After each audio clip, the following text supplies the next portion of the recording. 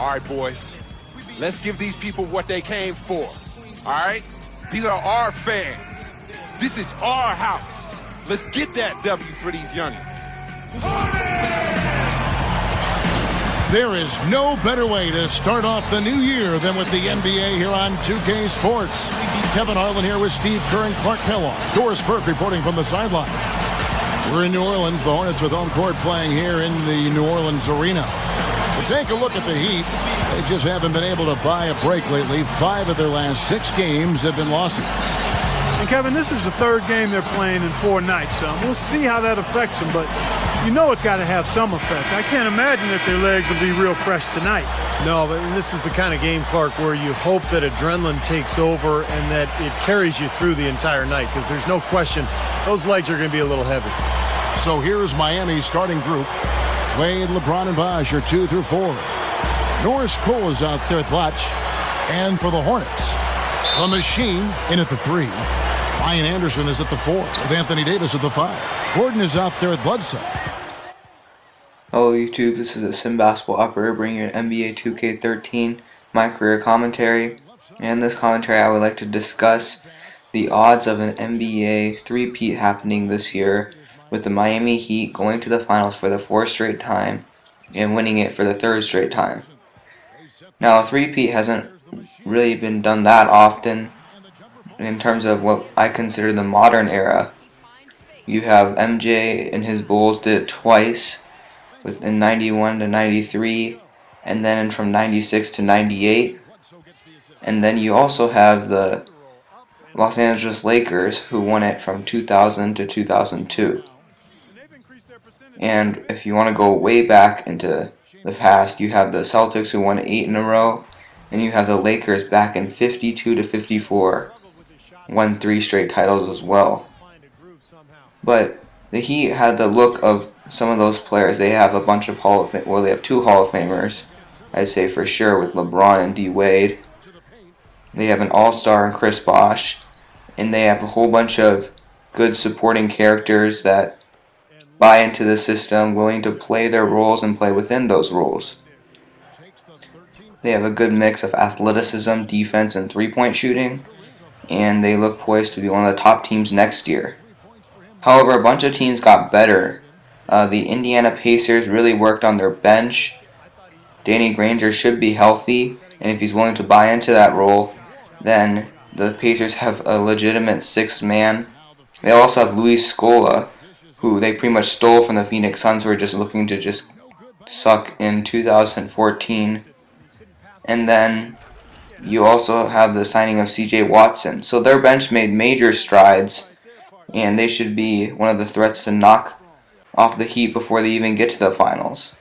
And obviously you have the Bulls, who have Derrick Rose coming back, which just makes that team a whole lot stronger. They were already a really good team last year, and now with Derrick Rose, they should be willing to make even bigger strides. Jimmy Butler's improvement will help a lot, and so with the Pacers and Heat, they should be right in the mix in the top 3. And then you have the 2 New York teams, New York and Brooklyn. The Knicks, they probably haven't gotten that much better, but they're still one of the highest scoring teams in the NBA, and Bargnani should be able to help a lot, at least replace the Steve Novak role. And then when you add in the fact that Brooklyn just made that major trade, while they probably won't win a championship, they're still going to tire out the Heat, maybe take them to a longer series, and just really makes the East that much better. And then there are also a couple wildcard teams, which include the Washington Wizards, the Cleveland Cavaliers, and the Detroit Pistons, who made major changes this offseason. And so with all that in the way, I don't really see the Heat returning to the finals. I think it's either going to be the Pacers and Bulls, because just because a team may not knock off the Heat, they still have to play them, they can tire them out, and just the weariness of a long season, because the Heat are not that young. And with the improvement of the front lines, or the continued dominance of the opposing front lines over the Miami Heat, you kind of hope that Greg Oden can hold his own this year and really help improve that team. So while the Heat still have their big three, I don't see them returning. Now, if they do make it to the finals, then you have the West to consider. And the West is just really dominant. There still are a couple teams made improvements. And they're just that much better. And it's just going to be a long road back to the finals for the Miami Heat. And I just want to talk about one thing in my career. Anthony Davis is the ultimate lifesaver. He just gets my back whenever I play poor defense, and he's always there contesting the shot. Now, after one half, the Hornets are down by 2 points, and I'll see you guys again after the halftime report. Now, presented by Sprint. Happy New Year's, everybody. This is 2K Sports, making sure that your entire calendar gets off to a good start.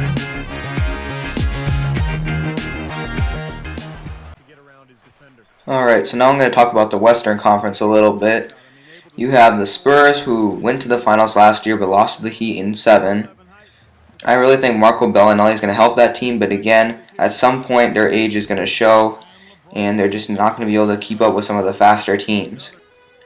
And then you have the Golden State Warriors and Houston Rockets, two teams that made major strides this past offseason. And I'm not just saying that they're going to be the 2nd and 3rd seed, but they're going to be competing for those spots. The Warriors added Iguodala, and Iguodala provides a lot of defensive help for a team that, not to quote it lightly, but they just plain out struggle on defense.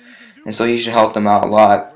Harrison Barnes is going to have to adjust to a new role, or maybe Klay Thompson, depending on how the season goes. But I don't see that being too big of a problem. And then you have the Houston Rockets, who of course added Dwight Howard.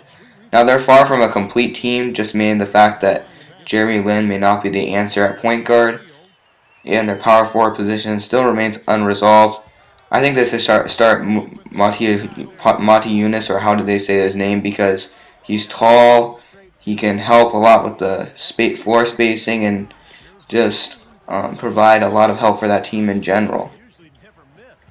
Now looking at another team will be the OKC Thunder.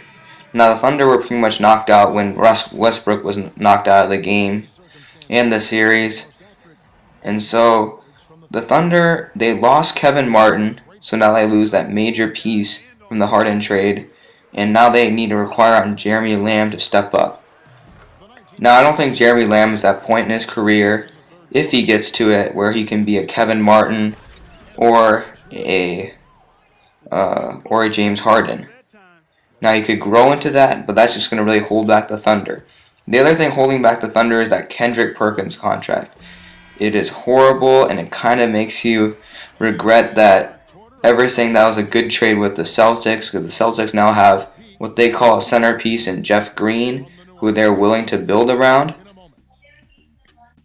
Whereas the Thunder, while they have drafted well, they with having young stars in Durant and Westbrook, they have yet to add a complete surrounding puzzle to these players. So the Thunder will be there, but I just don't see them going all the way because of the lack of supporting talent. And then, of course, just like the East, you have those teams that really improved. The Blazers, like the Pacers, added a bench, and now they have some recognizable names on that bench. And then you have the New Orleans Hornets, who, while their starters may seem a little bit redundant, they're still good players, and they should be able to lead them to the playoffs. And then you have the Denver Nuggets, while they lose Iguodala and George Karl and their GM Masai Ujiri, they still should be right there and expect, at least from a fantasy standpoint, Ty Lawson to have a huge season this year. Whether it may not be that efficient, he still have a good season. Now another piece to consider is the Los Angeles Clippers. They really fell for the bait that the Warriors offered DeAndre Jordan, and so now they're stuck with a huge contract for a center who really isn't worth it. Kind of like the OKC Thunder, except DeAndre Jordan actually does something. And then they have Blake Griffin and Chris Paul, a bunch of shooters around them, a good backup in Darren Carlson, who should be able to do what Eric Bledsoe did. in his time in Los Angeles, and the additions of J.J. Redick and Jared Dudley should really help out the team in general. So this battle for the West will just only make the West stronger. They'll make them more prepared to face the East. And so this all leads to the fact that Miami probably won't be able to get the three-peat done. I haven't decided who I want to pick for the NBA championship. I kind of think that it's the Indiana Pacers' time to go to the finals, and they'll probably, I wouldn't be surprised to see them face the Spurs, but any team in the West will be formidable, and so they should have another great finals matchup. And of course there's the issue of injuries. The Heat really haven't had to deal with injury problems yet. I mean, they have a bunch of athletic freaks as their main guys, and so overall they should be able to stay healthy, unlike some other teams, and make another playoff run. So in this game, which I barely talked about, we lost by 9 points to Miami. Guarding LeBron is very difficult, and I can't imagine how difficult it will be in 2K14. He had 41 points, 9 rebounds on 18 of 31 shooting. Wade chipped in 23. Andre Bloch had 19 and 7. Miller had 8. And Bosch was limited to 6 points, but it didn't matter. I had 42 points, 10 rebounds, 9 assists, 2 steals. Gordon struggled. He had only 14 points on 6 of 20 shooting, and Anderson and Davis had 11 apiece. And so this brings me to the end of the video. Please leave how you think the Heat will fare in 2013-2014 season and what they'll be able to do in the playoffs. This is the Sim Basketball Operator. More My Career and Association on the way, and I'll see you guys next time. Coach singled you out tonight as having a great game in the loss. Does it help to know that your solid performance didn't go unnoticed even though the team couldn't pull out the win? It's nice to hear that Coach thought I played well. It's a little bit of a silver lining, I guess, in what was otherwise a pretty frustrating loss. Coach has been doing this kind of thing for a while, though. He knows when it's the right time to praise somebody or get on them for something. And I guess he thought in this case a little positive feedback was warranted. So, yeah, I appreciate the comment. I just hope next time it can come after a win.